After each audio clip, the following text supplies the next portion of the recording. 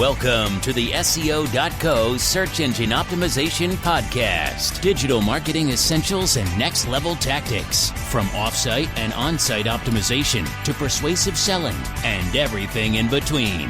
You'll learn actionable tips on what it takes to outright and outrank your competition.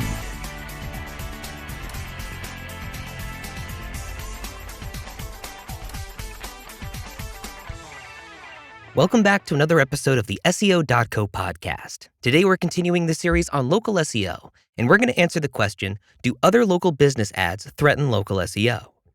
Google advertisements have been around since, well, Google itself, and businesses have been taking advantage of them in every iteration they've seen. From the offhand ads that nobody clicked, to the yellow denoted paid results at the top of your list, to the carousel-like shopping results for products related to your search. Google is always tinkering with the way it processes and displays advertisements. For many marketers, these ads are a blessing. They're a quick, relatively cheap way to get some extra exposure on the most popular search engine on the planet. But there's also a flip side for businesses looking to generate more attention organically.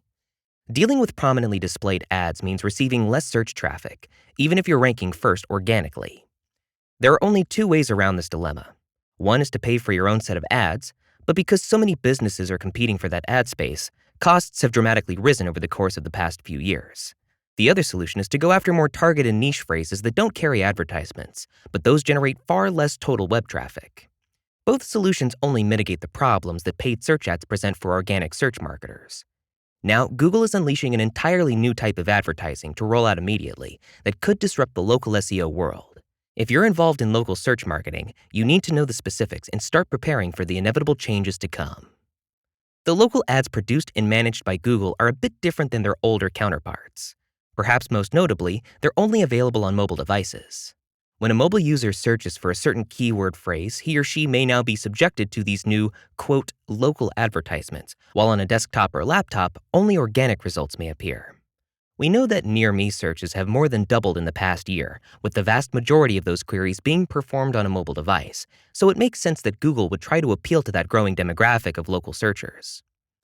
Google is calling these mobile-specific ads the Nearby Businesses Pack, which generates results based in part on proximity. For certain queries, up to 4 separate results may appear, sometimes less, but never more. The paid ads themselves are quite similar to organic listings, featuring the name of the business in a functionally similar layout. However, as you might expect, paid ads are listed more prominently, and they feature not only the name of the business and a link to their site, but also hot buttons that allow a user to call the business or get directions. The advertisements function within AdWords like any other paid Google ad. However, they're primarily driven by the optional location extensions that businesses can enable. Because it's a new feature, not much is known about the tricks and settings you can play with for the best possible results. Google will likely experiment with the ads further before becoming satisfied with the layout. Local SEO was once a relative safe haven for businesses intimidated or frustrated by the level of competition in a national search. Optimizing your business for local-specific queries was faster, easier, cheaper, and ultimately more successful, especially if you only had a limited budget to work with. It was a space where any local business could conceivably rank at the top for at least one keyword phrase. Now, paid local ads are diminishing that competitive edge. Even in local-specific queries, users will first face a list of paid advertisers before getting to the organic listings, meaning a top organic rank today won't generate as much traffic as a top organic rank did a few weeks ago. However, that doesn't mean that local SEO will no longer be effective. There are a couple of complicating factors that make local SEO still viable, even in this new context.